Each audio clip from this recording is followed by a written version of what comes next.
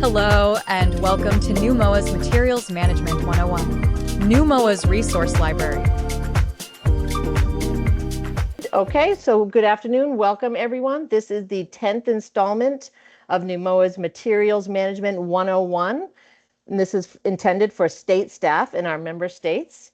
As I had already introduced myself, I'm Melissa Lavoie, Executive Director at NEWMOA, and I am stepping in today for John Fay. He usually moderates these, but he had a conflict, had another meeting today that he had to be at. This series is intended as a primer on solid waste management topics for staff that are new to their agency or for anyone looking to brush up on any particular subject.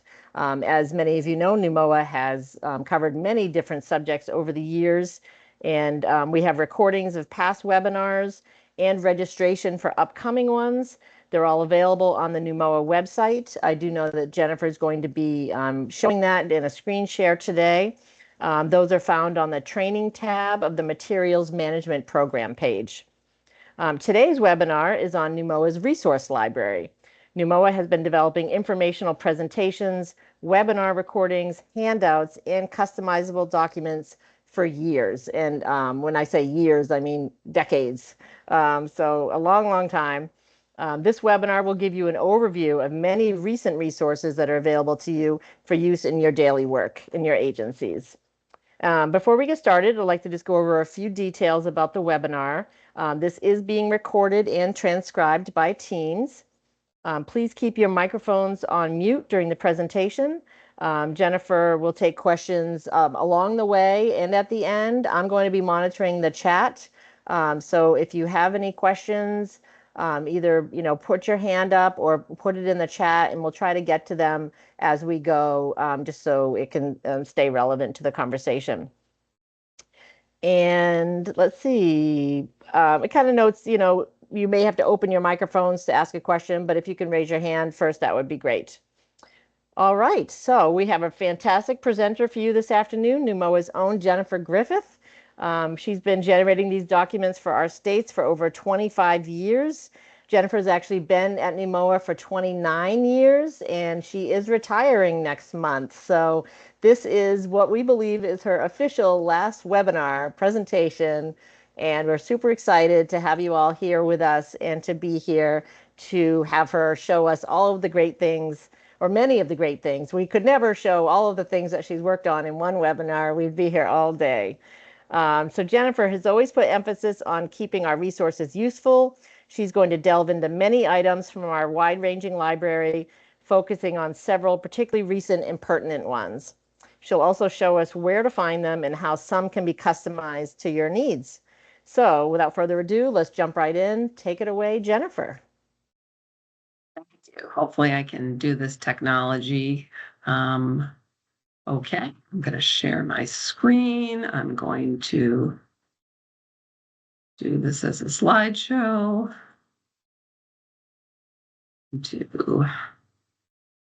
All righty. Hopefully that works.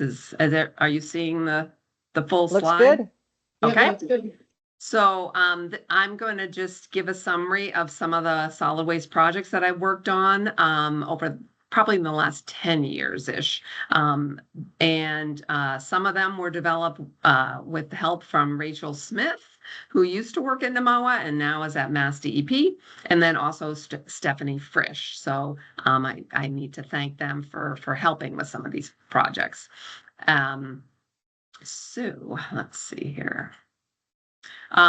So the purpose of this webinar is really to let everybody know about all the great work, great work that we've done. Most of them have been on these USDA funded projects.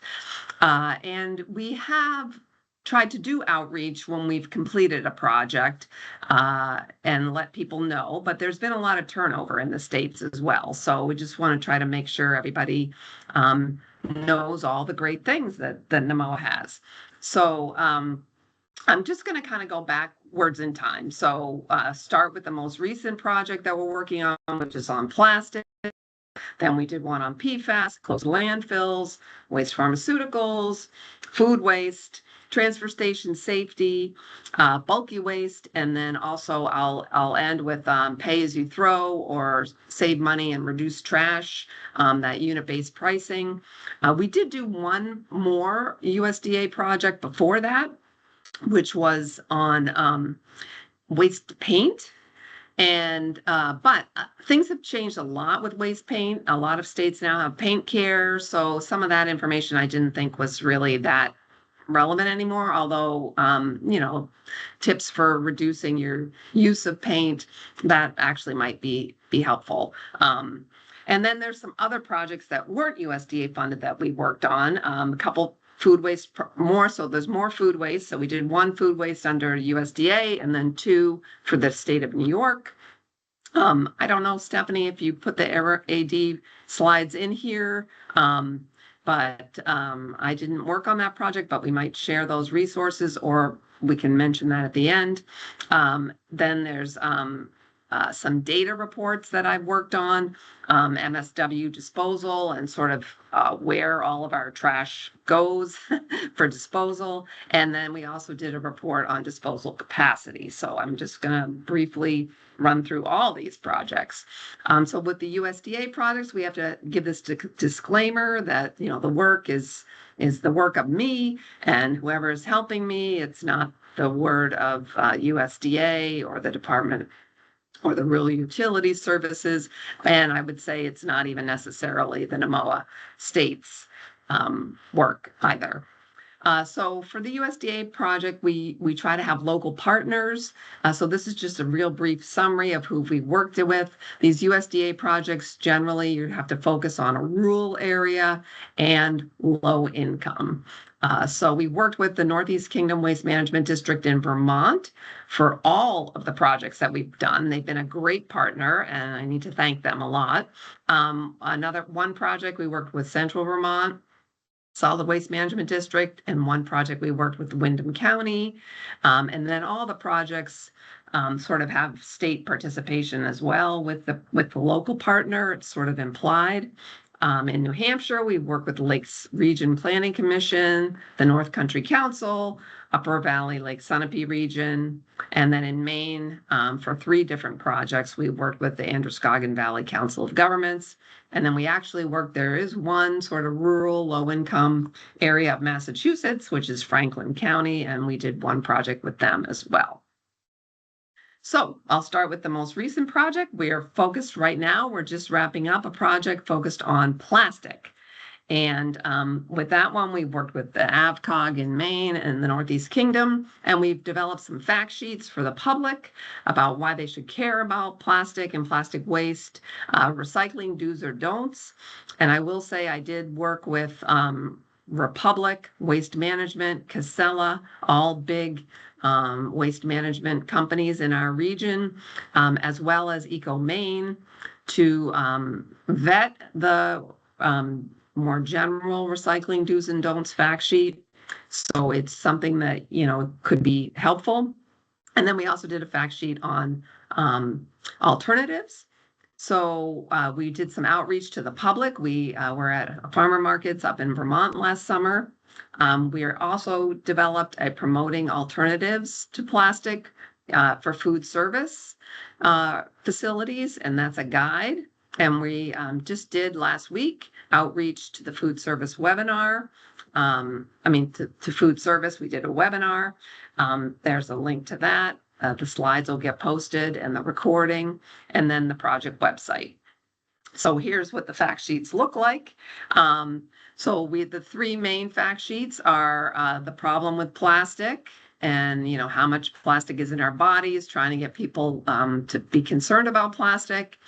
The recycling do's and don'ts. This is the one that's a more general. We also did one that's more specific to the Northeast Kingdom with more detail about their situation and Vermont's laws around plastic and recycling. And then we did one for Androscoggin Valley. So those are down here. And then we also did this great fact sheet about reduce and reuse plastics for yourself at home. It's got a lot of great ideas. And I'll just quickly maybe open this and see how this works. Here's our website. And I'll just show this plastic reduce and reuse fact sheet. So we've got, different areas, textiles, the item, suggested alternatives, cleaning products, personal care products, and giving ideas for foodware and packaging in the home and alternatives. So I think there's great messaging here. And then we also have the Plastics in Food Service Guide. We just published that again last week, I think.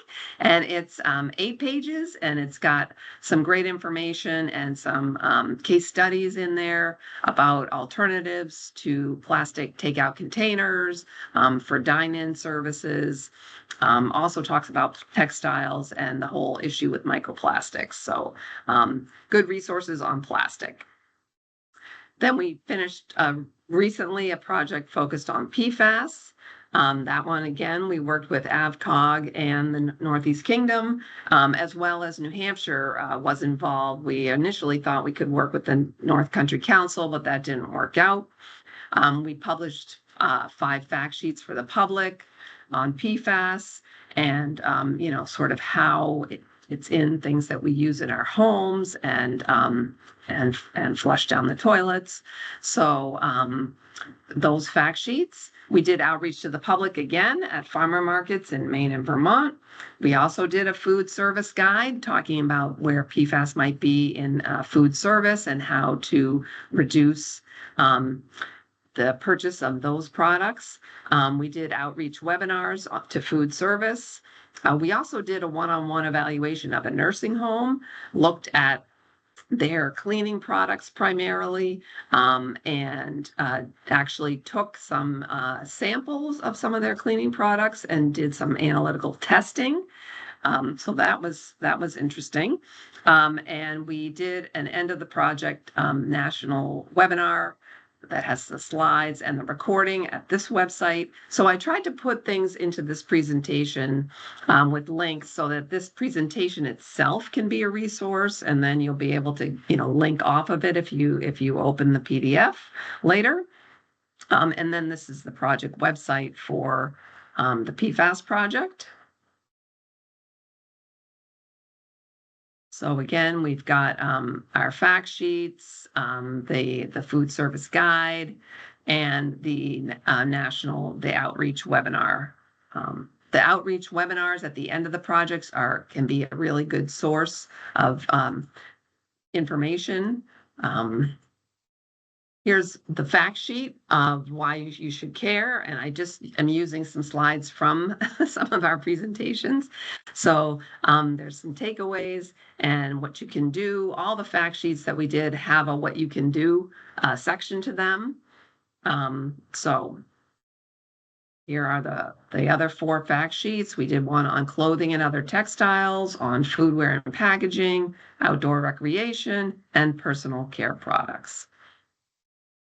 And then the food service guide, we talked about, where it might be used, food packaging, nonstick cookware, textiles, the carpets and the cleaning of those, and also just general floor cleaning.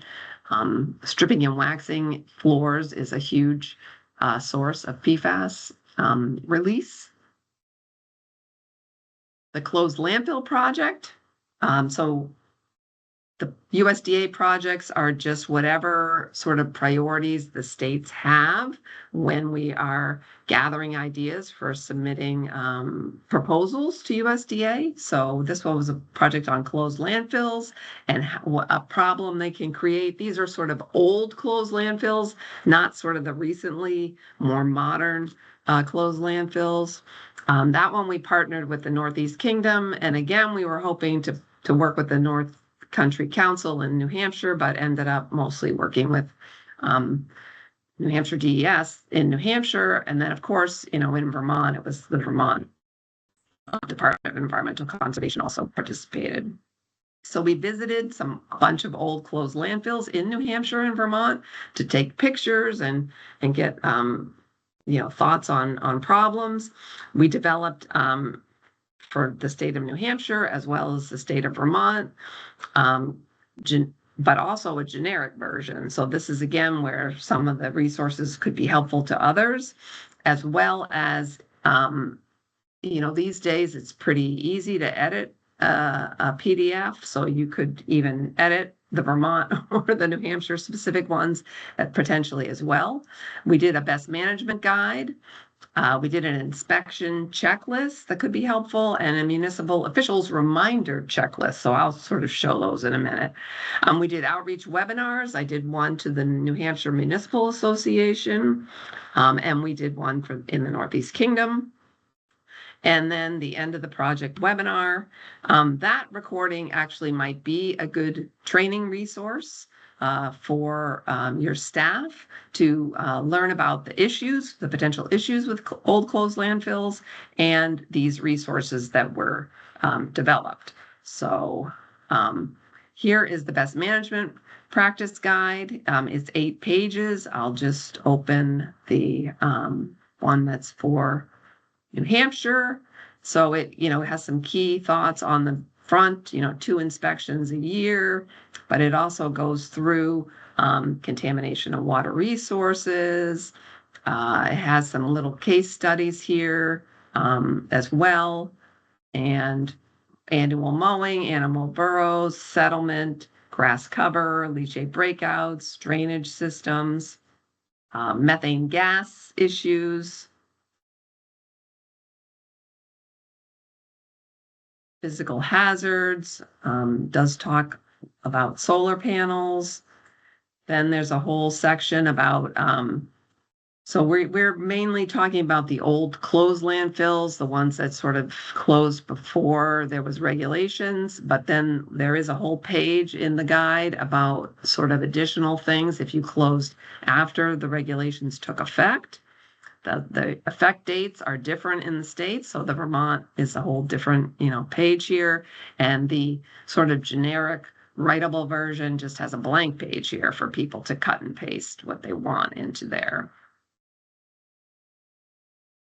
Encroachment of development, and then the additional resources. So I'll go to the inspection checklist, which people might find helpful. So we tried to design the checklist so that the best answer would be a 1. So, you go out and you can circle, but then what maybe a 2 would be and what 3 would be. And we did that for all the different topics.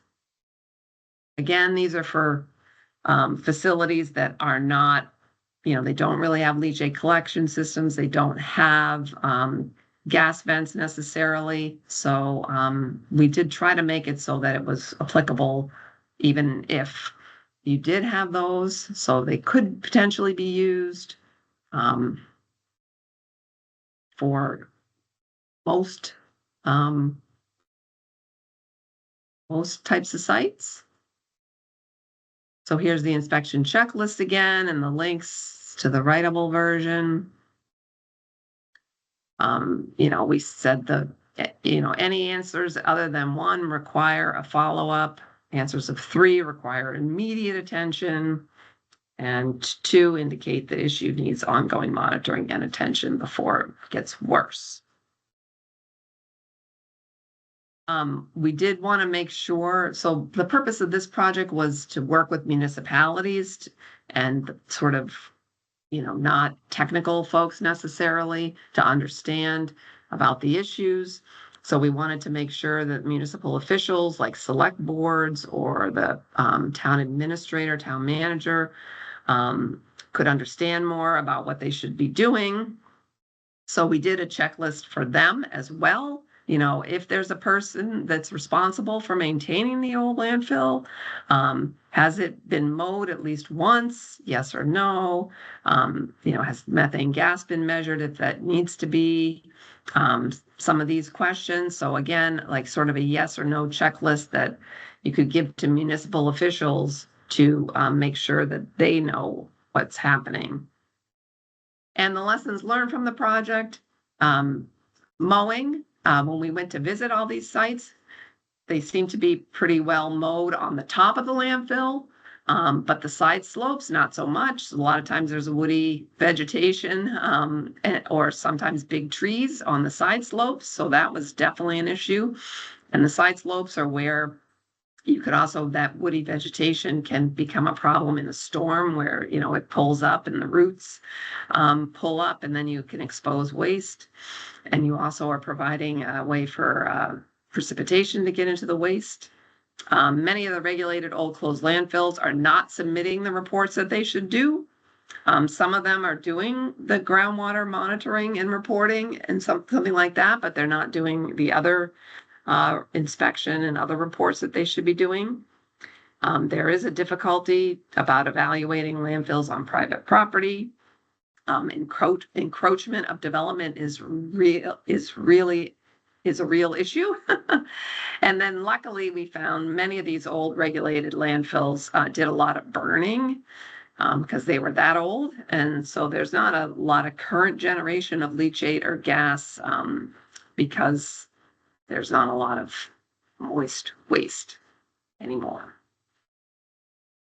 I did do a project on waste pharmaceuticals. This one really suffered by the pandemic, by COVID. This was one we didn't have any local partners sign on to. And in theory, I was going to be working with the states of New Hampshire and Vermont.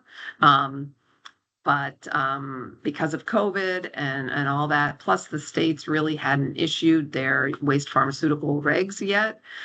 So I was kind of working on my own with this one because we were supposed to be promoting the use of DEA, Drug Enforcement Agency, compliant collection kiosks to nursing homes, to pharmacies, to hospitals.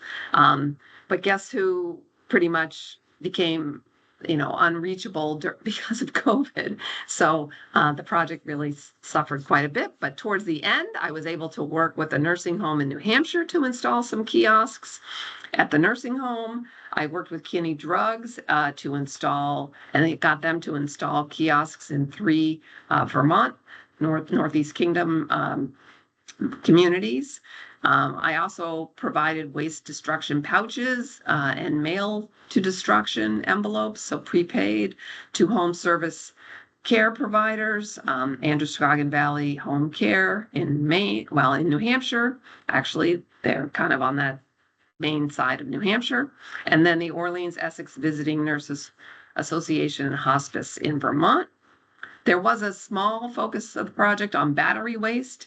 And I worked with Call to Recycle to purchase and provide these paid collection boxes to New Hampshire DES that they could give out, their pollution prevention program to businesses that they're working with, and then also the New Hampshire nursing home. I purchased a bunch of them for them.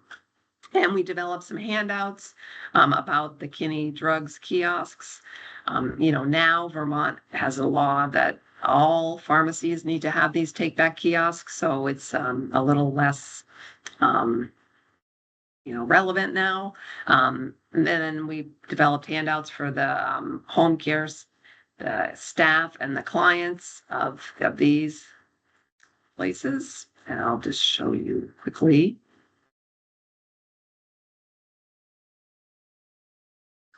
I think this is a good one. Androscoggin Valley Home Care for staff. So there's the 2 options. These don't really have generic versions because they really were specific to what we ended up doing with the project. All this happened quite a bit at the end of the project because of COVID. Trying to wrap things up and spend money, but here's the mailback envelopes that people can use, and the instructions on how to do that. And then there's also these drug deactification systems, and this is just some instructions on how to use this Terra system. And I provided these containers to those home care people so that they could use them with their clients. So, why you want to focus on medication disposal, and, why can't people just throw them in the trash or flush them down the drain? So there's some good, if you want some good sort of background information on the issue. The Food Waste Project. So that one, we had 3 partners there, and we focused on reducing food waste. So we did handouts for residents, and then we also held outreach. We attended outreach events in New Hampshire. We went to some farmer markets, and then in Vermont, I went to a county fair and provided information. Recover and donate.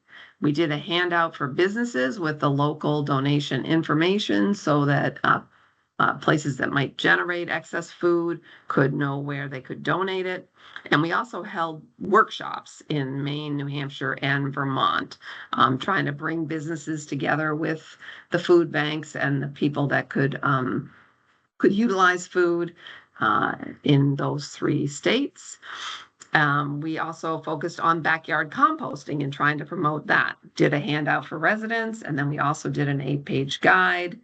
And then that was also out. We did the same outreach. We talked about both topics, reducing and composting.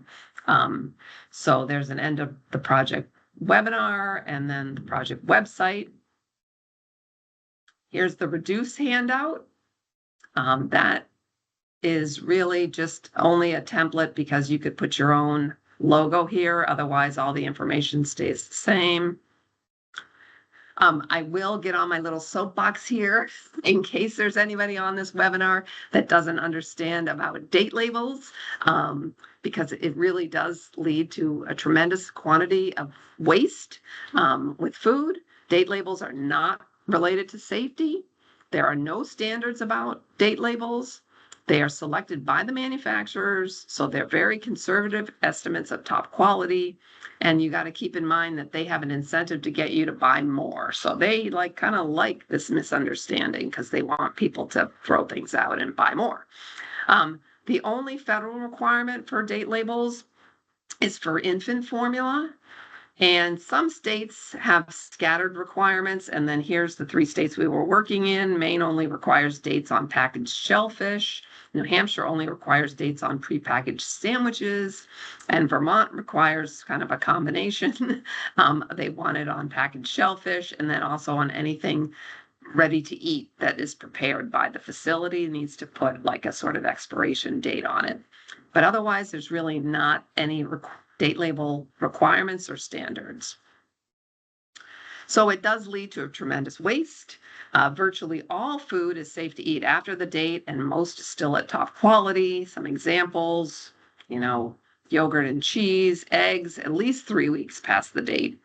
And there are some guidelines, and you're just supposed to really use your senses and your common sense. So never throw something out just because of the date. And at the outreach at the county fair in Vermont, we had a trifold, and this is one of the panels that was in the trifold. And I just am bringing this up again because there's so much misunderstanding on date labels. We interacted with over 200 people, and about half of them thought date labels are about safety, and they do throw food out. And a lot of people reported that this was a huge source of conflict in their home, where one person doesn't want to throw things out because of the date and one person does. So there was a huge amount of conflict created by this issue as well. So many people took a photo of this panel so that they could share it with their person at home to hopefully reduce waste. Here's the composting handout for the public. We tried to talk about myths about composting in this handout and get people more interested in trying to backyard compost. And then we developed this 8-page guide, and I'm going to just click on this. I'll just show you. I'm going to show you one for one of the states. So again, it's got the beginning about why you would want to do it, composting at home. What if you don't have a backyard and, can you still compost? Yes, you can. And then we go through all the different systems and benefits and challenges of each. So I thought this was definitely something to show everybody. Also, just watch out for contamination, promoting the hierarchy. This was a document done before they changed sort of their logo and how it looks. Where you can buy the composting supplies. So we have the 3 local versions that we did, but we also did do a generic version where this is more a place for you to type in your own information. The main problem with the writable PDFs is that things don't always look quite as professional in the write-in template versions. But this graphic designer that NEWMOA works with actually, is not that expensive, and we already have these base versions to work off of. So making your own edits to them might not be that expensive. Additional resources. Hopefully the NEWMOA links still go to some place, because these are all done before NEWMOA, or a lot of these before we changed our website and have new website addresses. But so just again showing sort of what the inside looks like. Here's the donation. This is more towards businesses trying to make sure they know they're protected from liability, and there's space to write in if you have any state-specific information. Local donation options, again, a write-in situation, the foods you can donate, and sort of your handling and storage requirements, code date requirements, that sort of thing. This can be a helpful handout. And then I just wanted to make sure everybody is aware of the Harvard Food Law and Policy Clinic, because they've gone through and developed some legal fact sheets about date labels, tax incentives, liability protections, and animal feed for many states. They've done 15 states, including all 8 of the NEWMOA states have these state-specific fact sheets, and I put the link to those where you can find the state-specific fact sheets right here. Just in case somebody comes up and says, oh, I can't donate food because of the liability. Well, you don't have liability unless you're intentionally doing something. Your business does not have liability. Here's another one. We focus on transfer station safety. So again, keep in mind, these are rural, mainly drop-off transfer stations, and then reducing waste disposal. It was sort of a 2-part project. So improving safety at the rural transfer stations. Again, we worked with the Northeast Kingdom and the North Country Council. This one we were successful at working with the North Country Council. I visited 8 transfer stations that were in these rural areas to take pictures and to look at what potential issues are, safety issues.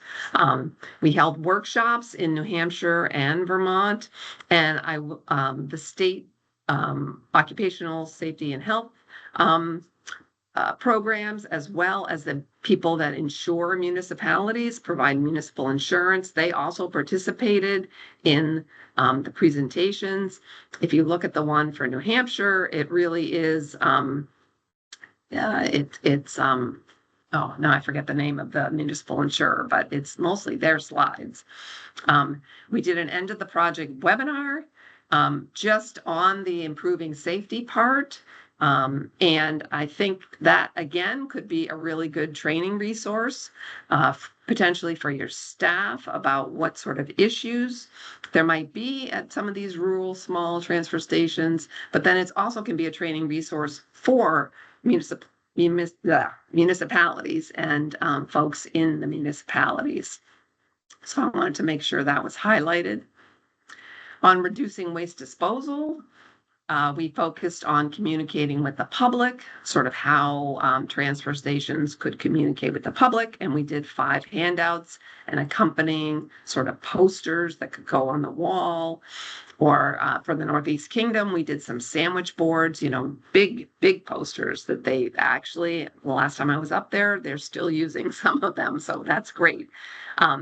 About reducing your waste, the benefits of reuse, why you should recycle, and then also recycle right and don't trash that. So things that you shouldn't put in the trash and how to do your recycling right. We did some workshops in New Hampshire and Vermont, and I could only find the presentation for New Hampshire up here, but and then we did an end of the project webinar, again, specific. We did 2 end of the project webinars. So one was on the transfer station safety and one was on reducing waste disposal.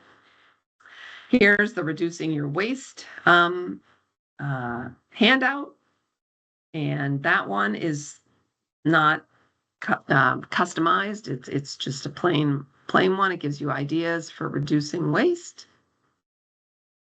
The benefits of reuse, this one is a customizable one.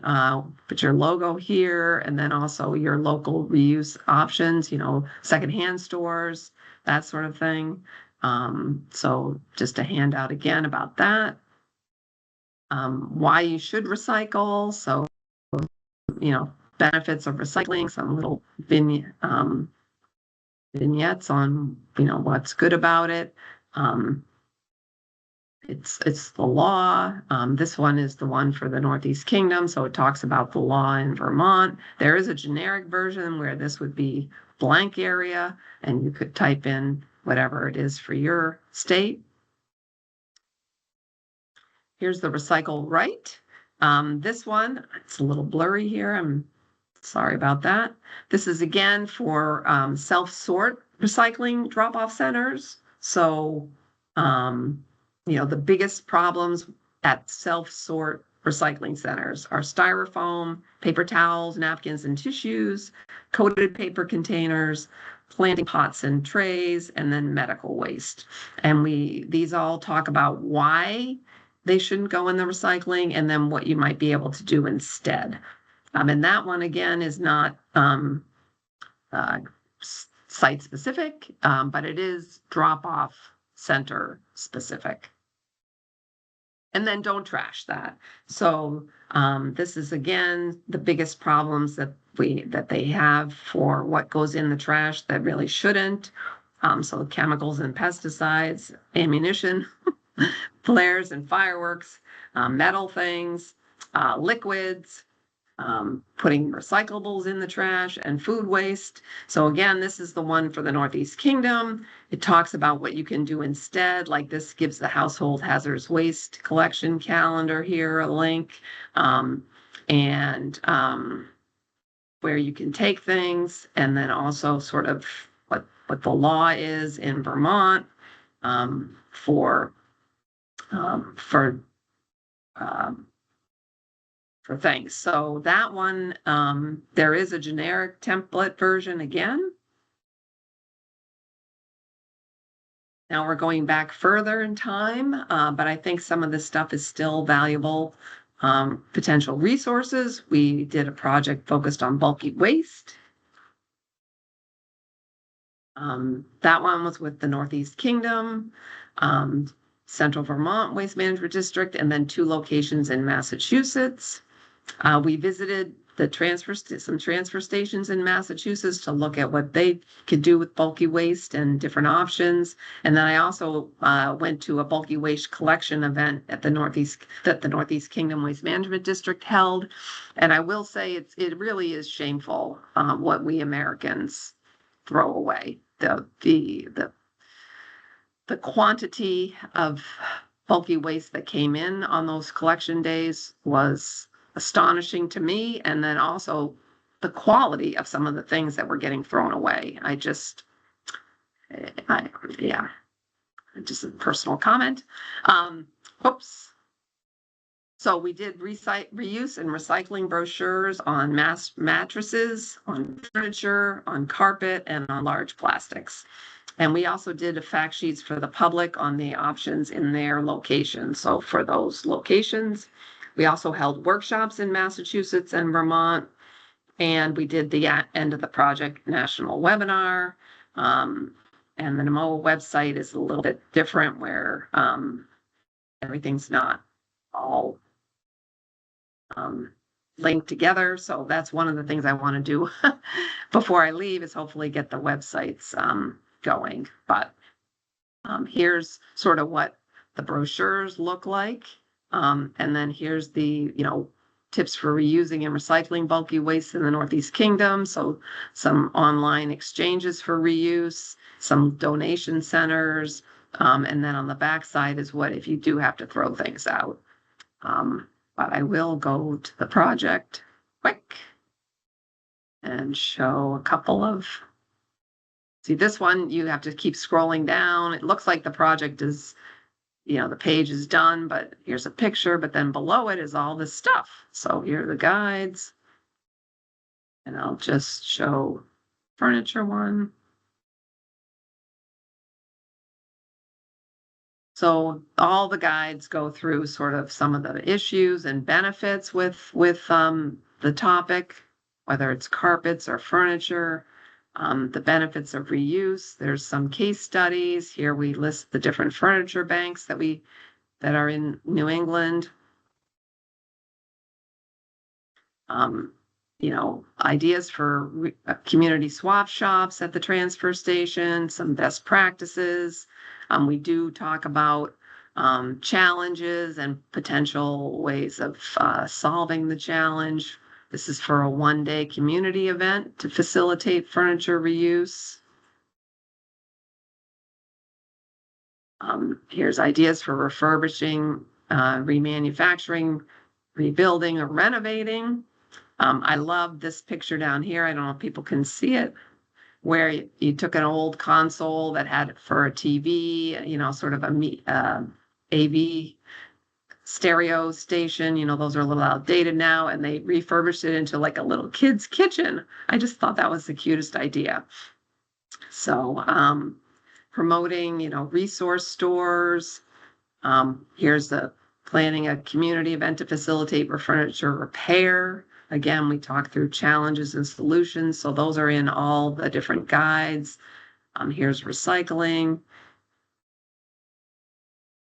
And challenge and solutions on planning a one-day event. So I think even though these are getting a little dated now, I think there's still potentially helpful information.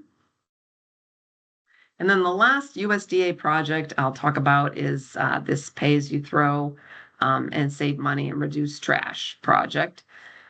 Because I still think a lot of these, I know like my community where I live does not have pay-as-you-throw still. So I think these resources might still be helpful. And again, the end of the project national webinar, the slides and the recording could be a potential training resource. I think we had, I think it was really a pretty well done webinar. And I will just go and show you again, the web pages. There's the national webinar there. You keep scrolling down. So I did do a bunch of case studies, and some of them actually have data about either the reductions in waste after they did pay-as-you-throw and the increases in recycling. It also has some of them have financial information. So again, these were done, over 10 years ago now. So somebody might need to ground truth whether those systems are still in place. But I will just open this brochure because I think basically all the information except potentially, I think back then, 10 years ago, the kind of cost for a bag of trash that paid all, the charge was about $3. I don't know if that changed, that price has gone up now.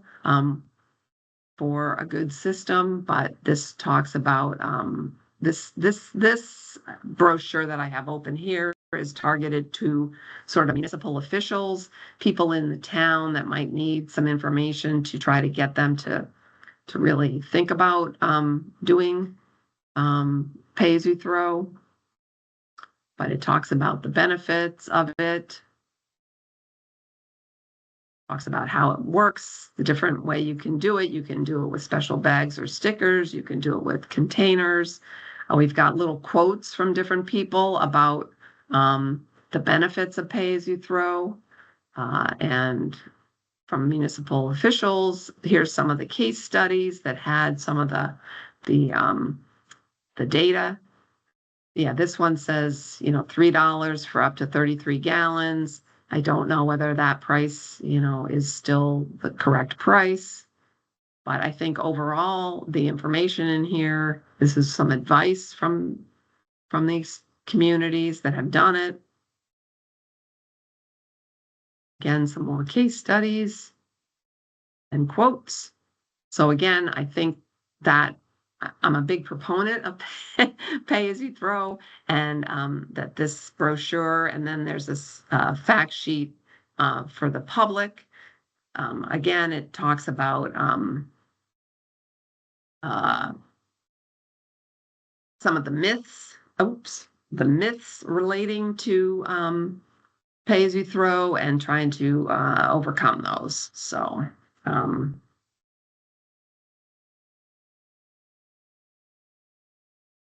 we've got other food waste projects. So I don't know, Melissa, I just ran through a whole bunch of stuff. Did anybody have any questions on any of that? Or does anybody want to see one of those projects more?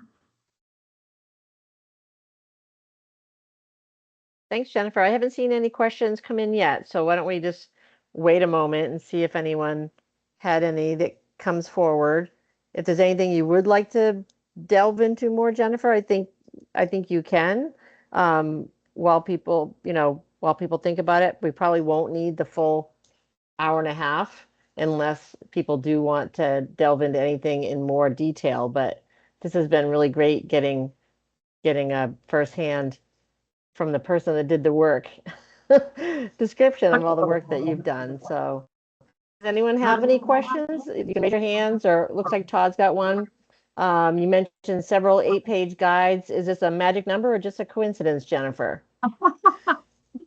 So generally, when you do documents, it's either 2 pages, so it fits on one 11 by 8.5 by 11 sheet of paper.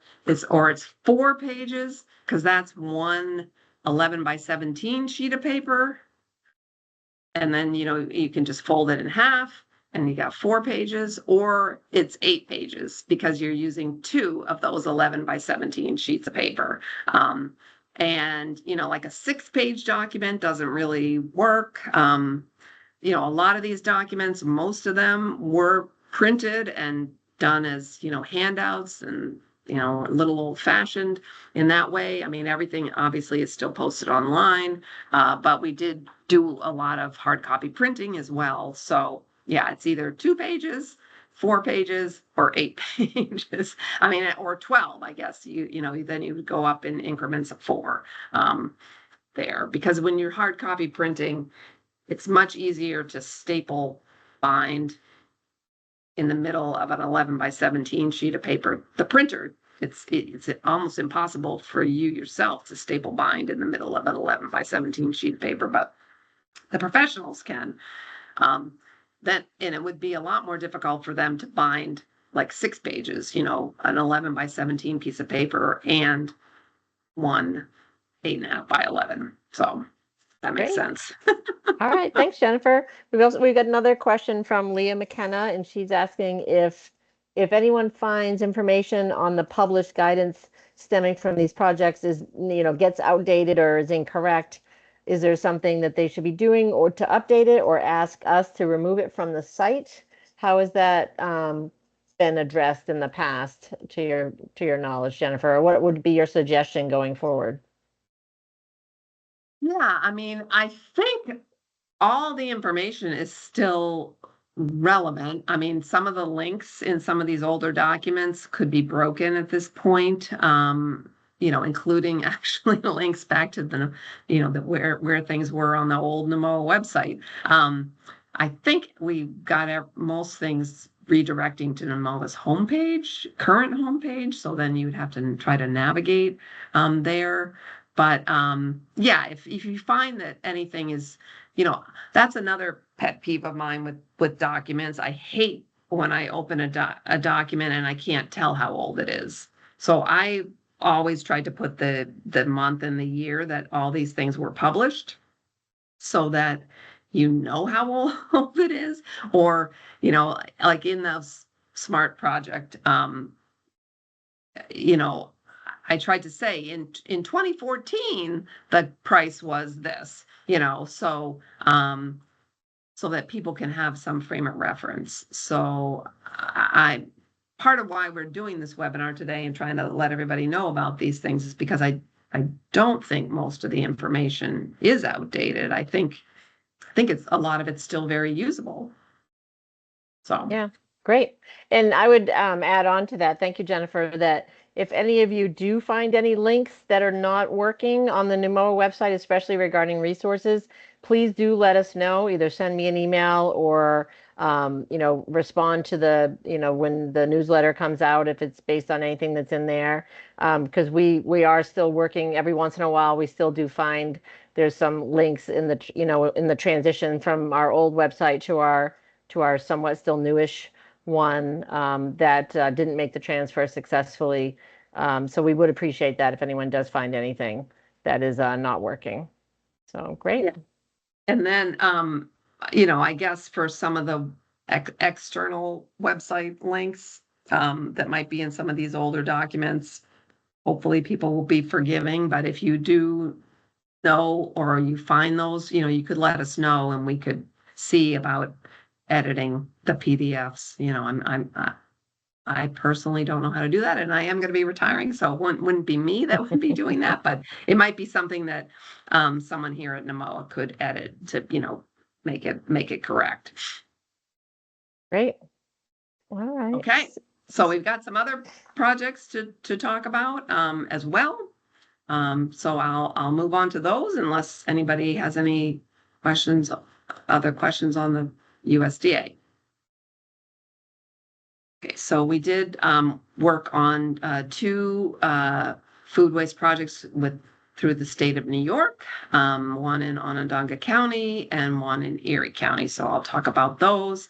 And then NEWMOA did do an anaerobic digestion project with EPA through EPA funding. So we did End Food Waste Initiative in Onondaga County, and I'll just note that I initiated this project and some of the documents I worked on, but then we hired Krishana Abraham Petre. She's also no longer with NEWMOA. She works at Mass DEP now, but she took over the project. So some of this was me and some of this was her. So the objectives, we developed some handouts and some short videos. This again had an target of the public to try to understand what they could do to reduce food waste and educate them on better meal planning and date labels. Again, my date label thing, which you'll see again. And then also the target audience was sort of low-income residents and recent immigrants and those that speak English as a second language. So all of the handouts and the videos were translated into 5 different languages: Arabic, Nepali, Somali, Spanish, and Swahili. If any of those languages could be helpful to you, you might want to look at this. So the resources we did 4 handouts. This is the part that I worked on, was designing and developing the content for the handouts. And each of the handouts on one side, there's the topic that you're trying to get across. This one's about planning ahead. There were the 4 topics were planning ahead, understanding date labels, use everything, and eat your leftovers. Make sure to eat your leftovers. So there's 4 of these. They're sort of recipe card. They're like half of an 8.5 by 11 piece of paper. And on one side is the sort of messaging, and then on the other side are some recipes. So the recipes are either, ideas to use it up, like making pesto or chili, where you can sort of put whatever you want in there. And then some of them were based on, we contacted the food bank in Onondaga County, or one of them, and asked, like, sort of, what are the foods that you have a lot of that people are reluctant to take? And so we tried to develop recipes that would promote those. So, one of them was using dried beans. People didn't really take the dried beans. The cans are so much more convenient, so they weren't getting rid of a lot of their dried beans. Another one was like frozen chicken, because it came in like a massive quantity. And so people didn't necessarily take the frozen chicken. So we did some recipes there. The folks in Onondaga County, I don't think NEWMOA participated in any of the farmer markets or festivals or sort of the local events, but Onondaga County staff did, trying to get the messaging out. And then they also developed 3 animated videos highlighting handout topics and also composting. And they're, like I said, they're all in English, but also these other 5 languages. And here's links.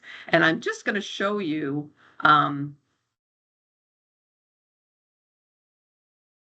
here are all the videos. So there's 3 of them: meal planning and other tips, understanding date labels, and how to compost at home. And then they're in all the different languages. So, but I am just going to play, and I think I've got this set up so that you don't have to have the commercials. The one on date labels, because again, that's my pet peeve here. And I'm just going to show this. It's a little over 2 minutes, but I think it's very well done, just to try to promote, again, people to know about and use these videos in any of the outreach that you're doing.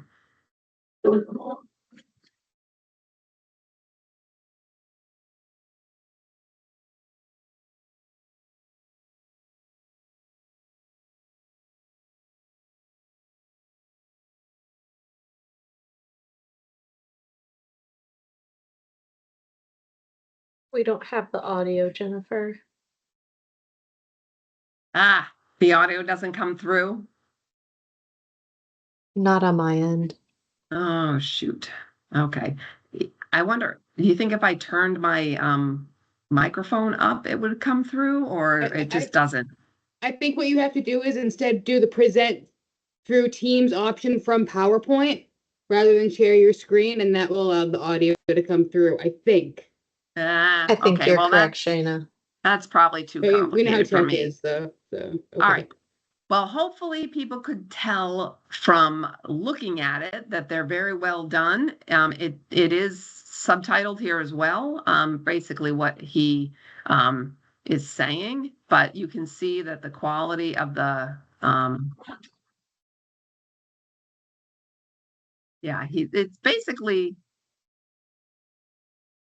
he's basically saying the same thing that the words are coming up. So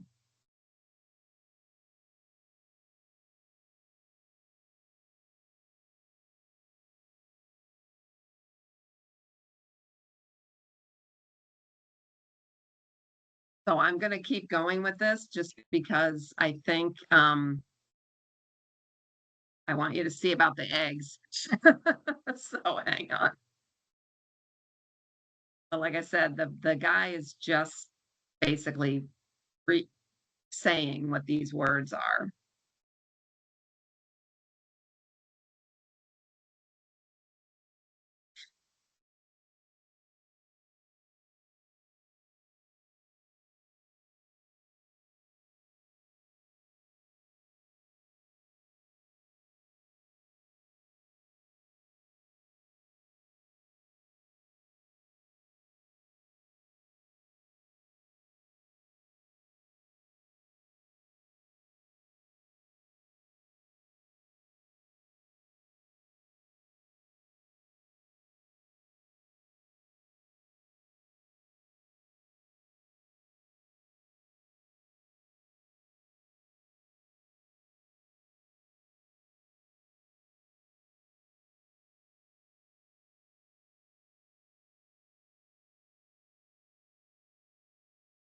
All right. Cut it off there. But anyway, I hope people got the idea that these are, well done, helpful videos. So the main problem with the one on the date labels is it doesn't talk about anything state specific, which some states could have. New York State doesn't have anything that's state specific, so just that national requirement on infant formula, which is mentioned, is the only one in the state of New York, but some other states might have state-specific requirements. So that was that project, the Onondaga County, and then we worked, Stephanie and I worked on Erie County, and we were focused on food service kitchens. And again, this is another one that really suffered from COVID, because our main, we were going to be working with restaurants, sort of large restaurants. And that didn't end up working out. And then Erie County, because of COVID, and then Erie County got some hospitals potentially involved, because hospitals were still open even though it was COVID. So, but they're hospitals dealing with COVID. So we had definitely some issues with that. But we did end up working with Met's Culinary Management, which is a food service provider at the healthcare facilities, and then Lean Path. So that was the main impetus of the project, was to try to do some ground truthing on using the Lean Path tool. It's a food waste data collection and visualization tool, and sort of the benefits of that. So that was a main aspect of this project. So what we did, we visited 4 healthcare facilities in the Buffalo, New York area. We developed, here we go with our 8 pages, our 8-page reducing food waste from commercial food service kitchens guide. Even though it says in Erie County, almost all of the guide is very applicable to anywhere. There is a little bit of Erie County specific things in there, like about where you could compost in Erie County or something like that. And then we did a case study write-up about reducing food waste at healthcare facilities. Again, it's specific, to these, it's a case study write-up. So, it is specific to sort of these 4 healthcare facilities, but the lessons learned, a lot of the information is applicable anywhere. We did some outreach presentations, including the end of the project webinar. I highly recommend these end of the project webinars. They really do provide a good summary. They're kind of long. Usually they're an hour and a half, like today.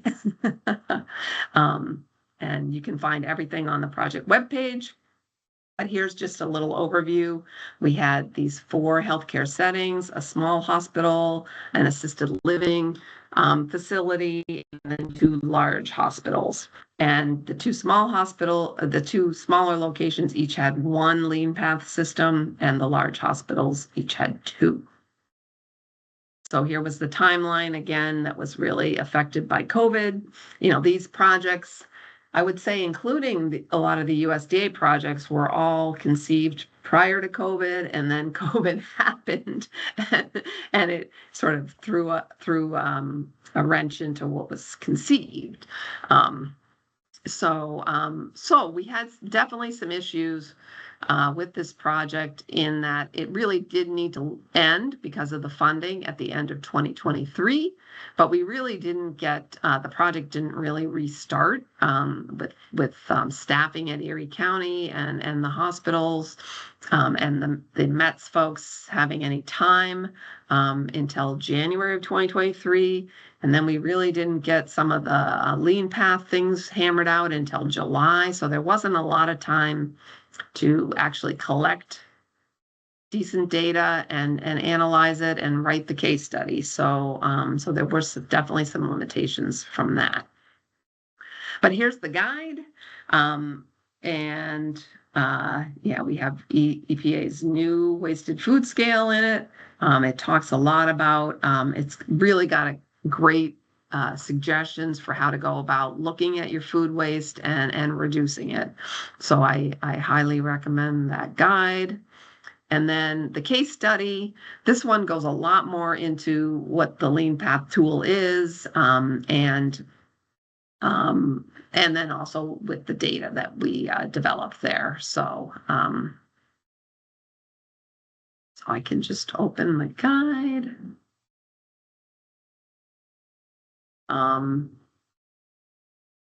Yeah, so we have the benefits. This does talk about Lean Path and how you can use it. Talks a little bit, it is a little bit about New York and their law, but most of it is good information for other anywhere.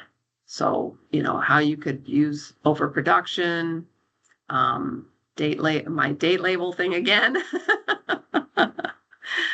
Donation and how, you are protected from liability.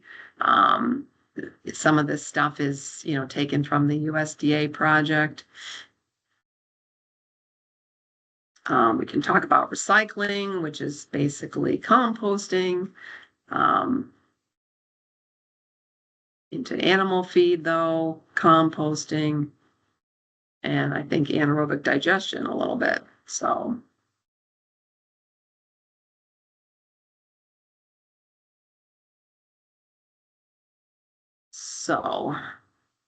that was that. So Stephanie, did you want to talk about the anaerobic digestion project? Yes, I have a couple slides on here. Hi, everyone. So this EPA-funded project ran from 2022 to 2024 and focused on anaerobic digestion. We had a couple project partners for this project, including the Northeast Recycling Council, NERC, Clean and Healthy New York, and the Connecticut Coalition for Environmental Justice. And then in this project, we produced 3 project materials. So our goals with these materials were mainly to increase knowledge. One for a person, an AD developer who is considering developing in a new state. So we created a regulatory guide just focusing generally on water, solid waste, and air regulations that need to be followed when siting a facility. And then we also made a resource for community engagement, again, for the AD developer, how to properly engage with communities, especially low income and disadvantaged communities. And then the AD roadmap, which is a general fact sheet, 2 pages that is focused on what is AD and how can community members be involved in the process. So I'll switch it up a little bit. The regulatory guide is a 33-page guide. It covers the 11 member states of NEWMOA and NERC combined. And like I said, goes into those 3 areas. We understand that there are a lot more considerations when it comes to AD facility siting, but those were the largest areas of regulations that were across those states. So that's why we chose to focus on those 3 areas: water, air, and solid waste. And then the community engagement guide is a 10-page guide, just helping to guide the conversation of siting facilities in a new place. So how to begin that conversation, how to involve community members who are most closely impacted to the daily runnings of those facilities. And similar to how Jennifer set up this presentation, I have a link at the bottom of the page to these guides that is current and available. Next slide, please.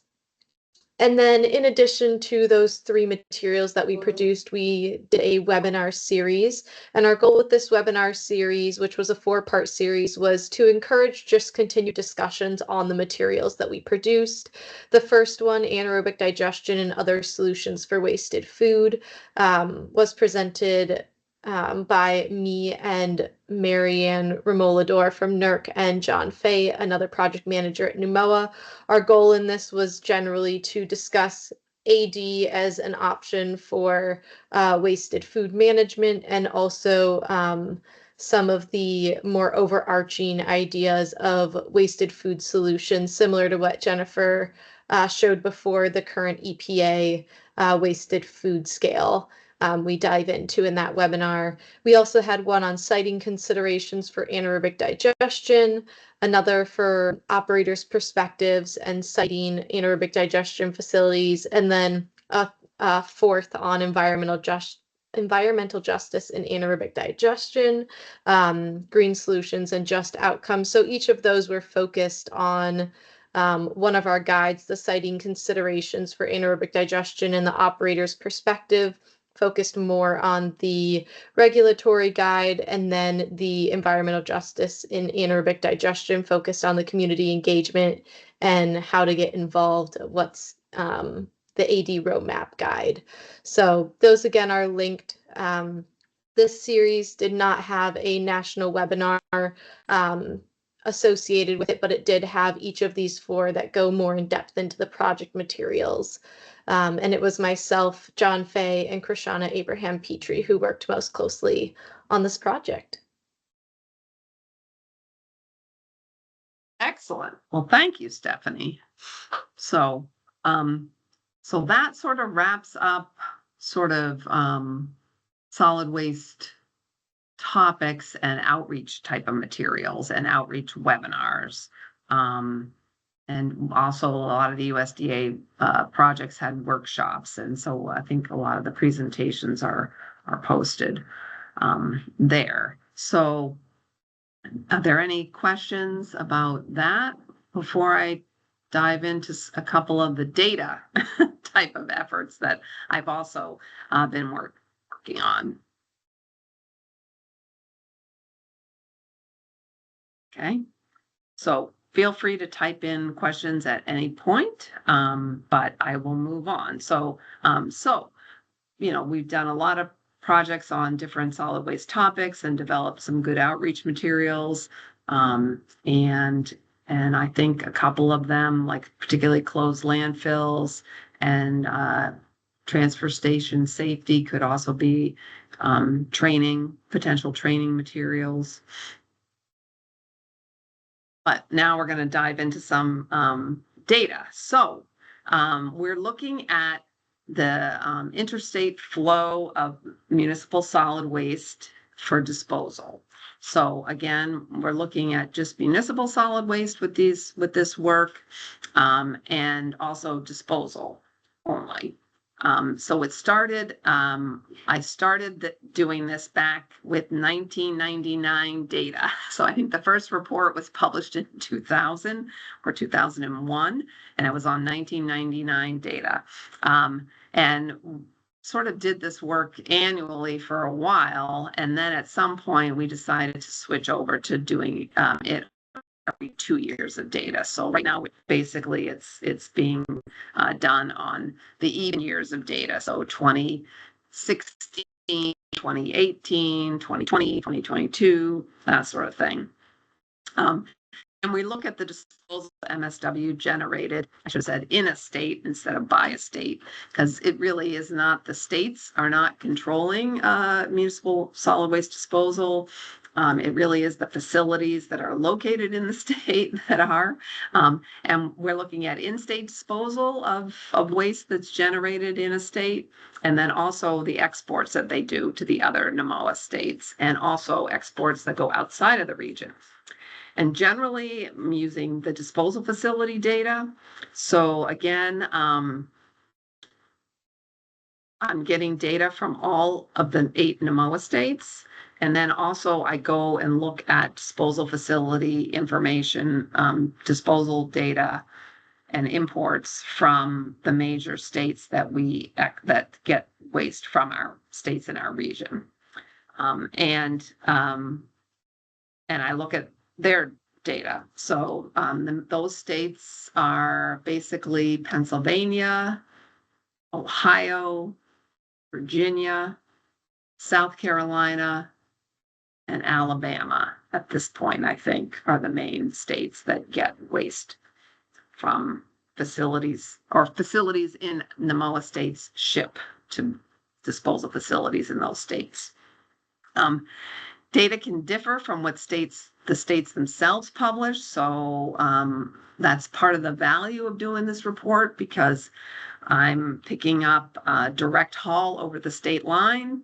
So, Massachusetts doesn't know about trash that's picked up in a truck and then driven directly to a disposal facility in New Hampshire, because it's not passing through any facility in Massachusetts that would regulate it. So a lot, that's why generally we use the data from disposal facilities, because they are getting where that stuff is coming from. And then also the other thing that states don't know about or pick up is pass through. And then I put an example here because this is real. There's MSW that's generated in Massachusetts, but it's direct hauled to a transfer station in Rhode Island. Actually, there's a couple in Rhode Island that are big, and Rhode Island's so small, a lot of it is near Massachusetts. So it's direct hauled to a transfer station in Rhode Island, but then it's shipped to Alabama for disposal. So Alabama would think the waste is coming from Rhode Island, but through my work, I know, oh, actually, that's really waste from Massachusetts. So I do adjustments to the data to pick up that. So the report gets published. It has a regional overview, and then there's also each state, there's graphs for each state. So I'll just show, here's the web page with all the different reports. Little behind things, these data reports sometimes get pushed aside because of all the other interesting work that NEWMOA does. So currently, I'm trying to publish a report that has the 2020 data and the 2022 data before I leave. So the last report that's actually you can go look at is on 2018 data. I'm hoping to get that data on 2020 and 2022 that report published before I leave, which is coming up. So here's some draft data, and this is just an example. So 2022, the Figure 1 shows sort of how each state does and what they import from NEWMOA states. So you can see Rhode Island and Vermont don't do any importing, but everybody exports to NEWMOA states, except New Jersey just did a tiny bit over to New York. But basically, every state, even New Hampshire, even Vermont, exports MSW to other NEWMOA states. And then there's the exports to the non-NEWMOA states. So Connecticut now is exporting quite a bit, Massachusetts, and then, everything's dwarfed by New York and New Jersey. So that's sort of like a quick overview for 1 year. Here's one where we look at the MSW generated by a state and disposed. So the blue or purple is in-state disposal. So you can see most states are disposing of most of their waste in-state. The red is exports to other NEWMOA states. So, Massachusetts sends a lot up to New Hampshire, as well as a little bit over to New York. And, a little bit goes into Connecticut as well, actually, from Massachusetts. And then exports to the non-NEWMOA states. So again, we've got, Connecticut, Massachusetts, New Jersey, and New York are disposing of quite a bit out of the state. Out of the region.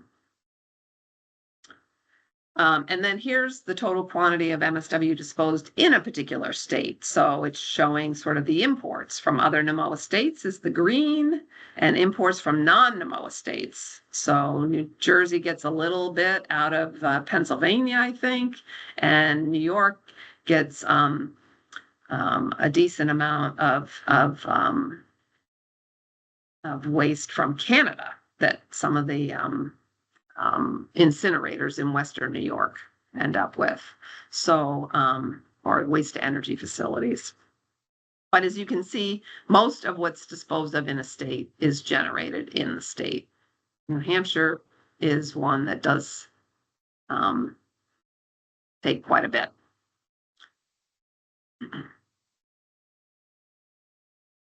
And then also showing over time what happens. So you can see, there's just a lot of fluctuation. Again, most MSW is dealt with through the private sector. So it just depends on who they have contracts with, where the economics show. But this is imports from the NEWMOA states. So who's taking how much from other NEWMOA states? New York gets quite a bit.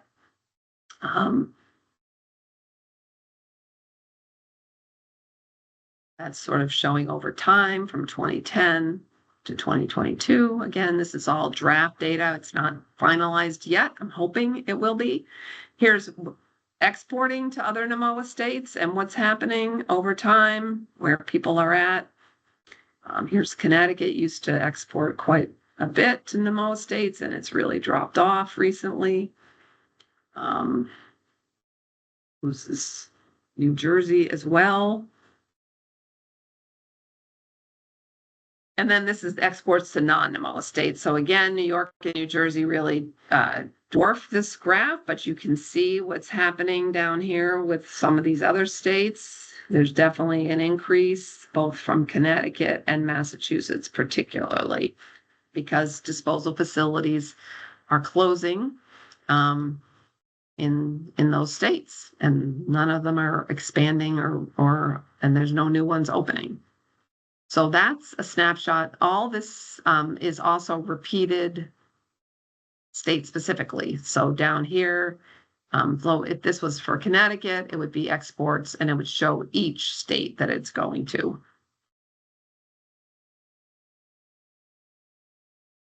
So that's MSW disposal information. Then back in a few years ago, we decided we should look at solid waste disposal capacity, because as I've mentioned, things are closing and some states, they're not really expanding. And this report, we looked at all solid waste, which was primarily construction and demolition debris, municipal solid waste, the ash from our waste to energy facilities has to go somewhere, and then bulky wastes. Some states, there's contaminated soil and other things that are part of solid waste. We looked just at our facilities in our region, the disposal facilities in our region, and it was a snapshot in time. Back, it was 2018 and 2019 data. Some states provided 2018 and some provided 2019 about their disposal quantities. But generally, that doesn't change too much over time. And it's a snapshot in terms of the quantities that were disposed, but also the permitted capacity, because that's what we were looking at. What is the capacity? So we were looking at just what is permitted. So there could be expansions on the horizon or a new facility potentially, but we were looking at what the capacity that was permitted. And then that report, again, has a regional overview, but then also state-specific charts. And the report, which was published in 2021, here's the link to it, and I'm just going to show a couple of the graphs, and we're almost out of time here. So this is region-wide, but these same graphs or charts are for each state as well. How much MSW is disposed versus other solid waste. So generally 2/3 of solid waste disposed in facilities in our region is MSW, and 1/3 of it is not. Whether the facilities are taking things from in-state versus getting imports. And so region-wide, about 88% is in-state generated and 12% is imports from out of state. But again, each state has these charts and shows different things. And then this is the bigger one is how much is gone into each different type of facility. So waste to energy facilities are green. The yellow is landfills. And then the orange is landfills that were going to reach their permitted capacity. So again, this is a snapshot in time within 5 years. So region-wide, almost a quarter of our disposal was at facilities that, in theory, are closing by next year. So, and a third of the waste region-wide was in waste-to-energy facilities, and we know those can close at any point, as Connecticut has recently experienced. So, so that's another vulnerability. So I think that's it. And we are definitely out of time, I think. But if there's any other questions anybody has. That's great. Thanks so much, Jennifer. You did fill all of the time. So look at that. Perfect. Any other last questions from anyone? We really appreciate everyone hanging in there. A lot of information. Jennifer's done a lot of great work, and I hope you'll all join me in wishing her a very, very happy retirement. Thank you. We're going to Yeah, do it's some been more. a good career here at NEWMOA. Yeah. Lots of interesting, good. lots of interesting stuff, and lots of great people to work with. So. Well, we appreciate all that you've done, Jennifer. And without any other questions, we will wrap it up. Thanks so much, everyone. And thanks again, Jennifer and Stephanie and Shayna for being with us. Bye, everyone. Bye, folks.